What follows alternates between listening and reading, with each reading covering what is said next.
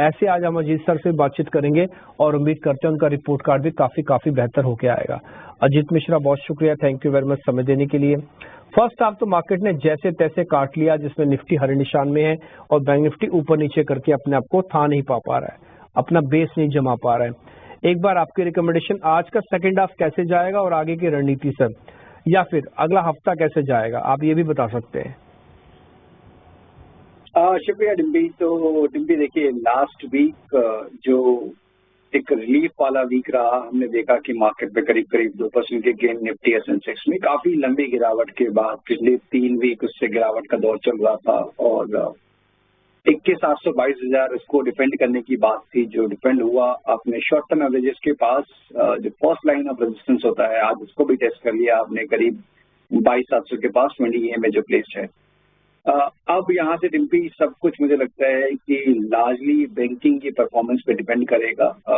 Last week metal counters ने काफी strong traction दिखाया, मींस ज्यादातर सारे सेक्टर्स पॉजिटिव थे, बट बैंकिंग और फाइनेंशियल जिनका काफी ज्यादा वेट है वो थोड़ा साइडलाइंस पे बैठे हुए थे। तो इस वीक में अगर आपको 22,700 को क्रॉस करना है निफ्टी के 20 EMA को, तो 49,000 का जोन है वो बैंकिंग इंडेक्स में क्रॉस होना जरूरी है।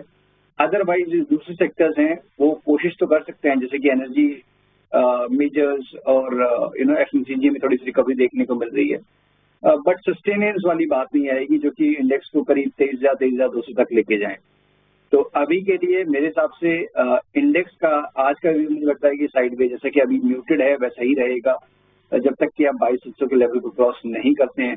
बट नीचे पे 22,500 जैसे कि आपने भी बताया, वहां पे अब एक बेस बनता हुआ नजर आ रहा है। 22,400 से 500 का जोन वो एक बाइंग जोन है, तो अगर डिप मिलता है उस जोन के पास तभी आप बाइंग के लिए देखें। 22,500 के बाद 22,400 का स्टॉप लॉस, 22,700 तक के टारगेट्स। बट बैंकिंग में मेरे हिसाब से अभी वेट एंड वॉच रखना चाहिए। ठीक है डन। बैंक से थोड़ा वेट एंड वॉच करेंगे, लेकिन निफ्टी को लेकर जो कन्विक्शन आप बता रहे हैं वो काबिल तारीफ है। हमारा भी सर यही मानना है कि 22,000, 22,300, 500 या 3 रेजिस्टेंसेज हो गए या 3 सपोर्ट हो गए, S1, S2 एंड S3 अगर आप बांटना चाहें तो। पहला 22,500, दूसरा 22,300, तीसरा हो गया 22,000 तक का। और सर ने अगर आपको दिया है तो यही रेंज के अंदर दिया। देखो इन्होंने भी रेंज ना तो 22,800 के पास करवाई है, ना ही 22,300 के नीचे गिरवाई है, उसी रेंज के अंदर स्टॉप लॉस टारगेट फिट करके आपको दे दिया और कन्विक्शन को पॉजिटिव बताया। बैंक निफ्टी के अंदर कोई ट्रेड नहीं होगा, क्योंकि बैंक निफ्टी पिछले 3 दिन से 48,500 को टिकाने का स्ट्रगल कर रहा है। ये स्ट्रगल मंदी में भी तब्दील हो सकता है वापस से, और तेजी में भी होगा, बट अभी तो कोई रहा नहीं है, इसलिए बैंक निफ्टी को हम अवॉइड की कैटेगरी में डालकर छोड़ देते हैं। बट निफ्टी आपके सामने लेवल्स है। देखो अभी कोई भी एनालिस्ट आपको 22,800 के ऊपर का टारगेट देगा ही नहीं, अब देख लीजिएगा, कोई एनालिस्ट नहीं आपको देगा 22,800 के आसपास का टारगेट है, उसके ऊपर का तो बिल्कुल भी नहीं देगा, क्योंकि यहाँ पे टफ रेजिस्टेंस है। मैंने आपको कल सुबह बताया था, अगर आप ऑप्शन चेन देखोगे सबसे ज्यादा ओपन इंटरेस्ट अगर किसी कॉल में खड़ा है तो 22,800 में खड़ा है। 22,800 का आप इसको वैसे सोचिए लक्ष्मण रेखा जैसा, कि उस तरफ का पाला यानी कि इसके ऊपर का पाला तेजी का है और इसके नीचे का एरिया जो है वो थोड़ा मंदी का हो जाएगा। तो फिलहाल मार्केट थोड़ी कोशिश करता हुआ शॉर्ट कवरिंग के बदौलत 22,800 तक पहुंच जाए। सीधा शेयर्स पर आते हैं, ताजा खरीदारी वाले शेयर जब आपकी स्क्रीन पर आएंगे।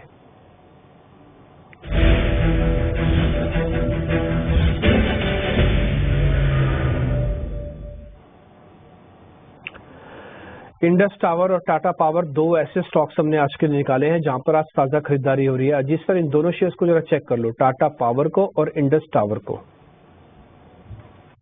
देखिए डिम्पी, टाटा पावर डेफिनेटली यहाँ पे एक बेटर कैंडिडेट है फॉर मल्टीपल रीजंस। आप देखेंगे डेली चार्ट पे एक आपको रिवर्सल पैटर्न फॉर्म होता नजर आएगा। स्टॉक ने अपने शॉर्ट टर्म एवरेजेस को रिक्लेम कर लिया है।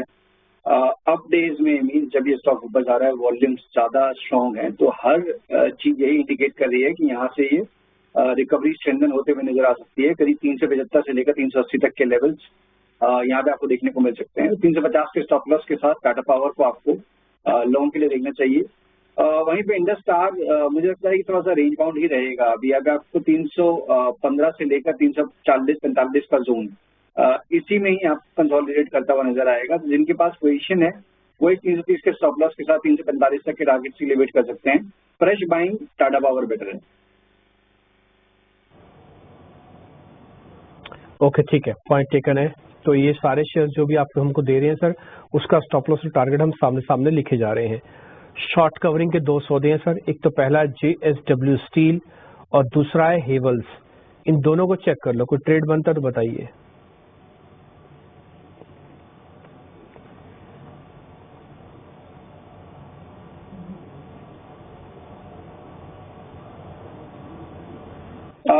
सर JSW स्टील और हेवल्स, आवाज आ रही है सर, इन दोनों में से कोई ट्रेड? अब अभी आपकी आवाज आई, बीच में थोड़ा सा मिस हो गया था। तो देखिए JSW स्टील डेफिनेटली, क्योंकि मेटल हमने एज अ पैड जैसे बात की कि last week top performing pack रहा मेटल, और उसमें भी JSW स्टील, जिंदल स्टील जो कि अपने रिकॉर्ड हाइस के पास अब जा रहे हैं, यहाँ पे स्ट्रेंथ नजर आ रही है। और आज के सेशन में भी जिस तरीके से यहाँ पे 2 दिन का कंसोलिडेशन को एंड करते हुए अपने प्रीवियस स्विंग हाई को ब्रेक करते हुए, तो पॉसिबिलिटी यहाँ पे दिख रही है करीब 1010 के स्टॉप लॉस के साथ नए हाइस को बनाने की, करीब 1060 1070 तक के लेवल्स।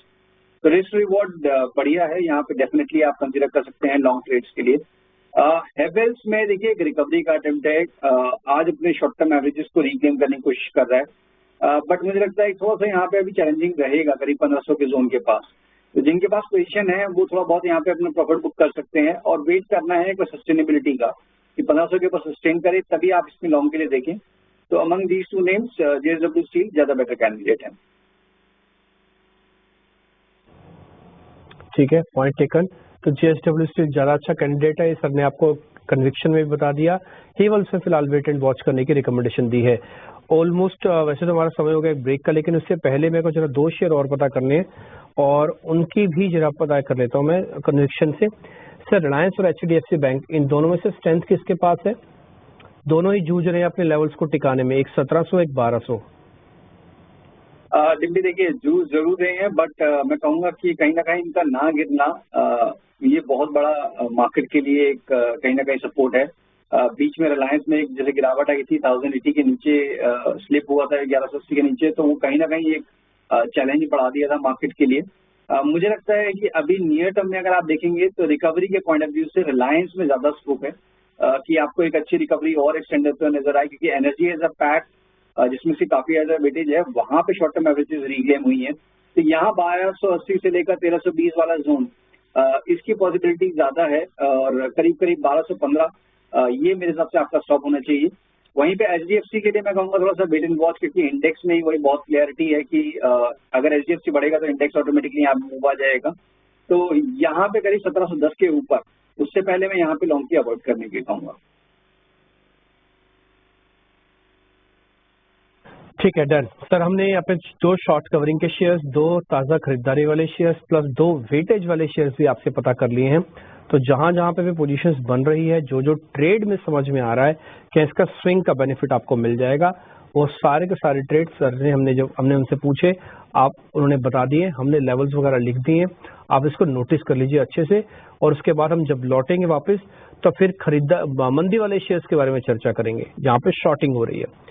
साथ ही अजीत सर के ट्रेडिंग कॉल्स भी होंगी। छोटे से ब्रेक के बाद लौट रहे हैं।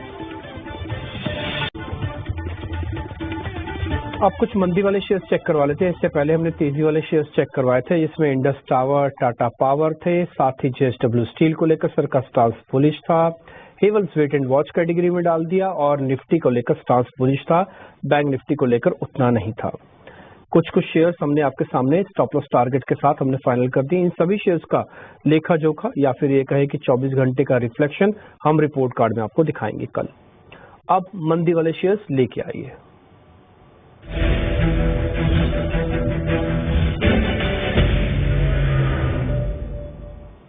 MCX और इन्फो एज 2 ऐसे शेयर्स हैं जहां पर आज शॉर्टिंग हो रही है। एक बार हमने छांटे आपके लिए सर, कोई ट्रेड बनता तो बताएं, नहीं तो फिर छोड़ देंगे। इन्फो एज और MCX। देखिए MCX डिप्टी यहाँ पे जो प्रीवियस अभी लो था, स्विंग लो का काफी शार्प डिक्लाइन आया था, और करीब 4528 के पास स्पॉट में लो बना था, और इसी लेवल्स को आज ये रीटेस्ट कर रहा है अभी करंट लेवल्स पे। तो अच्छे साइन नहीं है, बिकॉज अगर आपको एक रिकवरी दिखानी होती, थोड़ी सी डिसाइसिव रिकवरी होती, शायद इंडिकेशन बेटर होती। तो यहाँ भी पॉसिबिलिटी है कि अगर ये 4500 को, ये 4520 को ब्रेक करता है, तो एक बार करीब 4250, करीब 300 पॉइंट के और डिक्लाइन यहाँ पे देखने को मिल सकता है। तो यहाँ पे आप डेफिनेटली शॉर्ट की पोजीशन देख सकते हैं 4600 के स्टॉप लॉस के साथ, 4250 तक के पोजीशनल टारगेट के लिए। और वहीं पे नौकरी में भी देखिए प्रॉफिट टेकिंग का ही टोन है। सेम अभी रिसेंट लोस बने थे उनको रीटेस्ट करना, आज उनको ब्रेक कर रहा है ये। वॉल्यूम्स उतने ज्यादा शार्प नहीं है तो उस पर थोड़ा बहुत ग्रेजुअल डिक्लाइन देखने को मिले, बट टोन नेगेटिव है। यहाँ पे भी शॉर्टिंग की रिकमेंडेशन होगी। 6720 ये आपका स्टॉप लॉस रहेगा और करीब करीब 6500 तक के टारगेट्स के लिए। ठीक है सर, पॉइंट टेकन है। तो इन दोनों शेयर से आपको रिकमेंडेशन है। अनवाइंडिंग का प्रेशर कहाँ कहाँ पे है एक बार जरा वो भी दिखाते हैं। एक है परसिस्टेंट और दूसरा है कमिंस इंडिया। इन दोनों में कोई ट्रेड है तो वे भी बता दीजिए सर।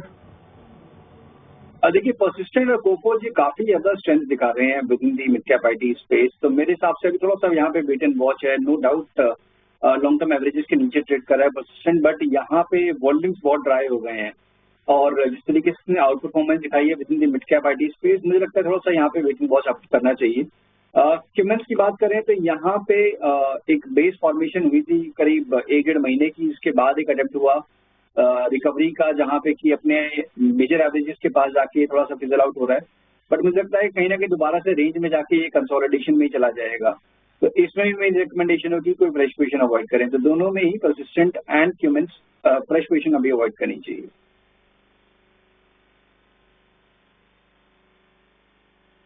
डन, पॉइंट टेकन है सर।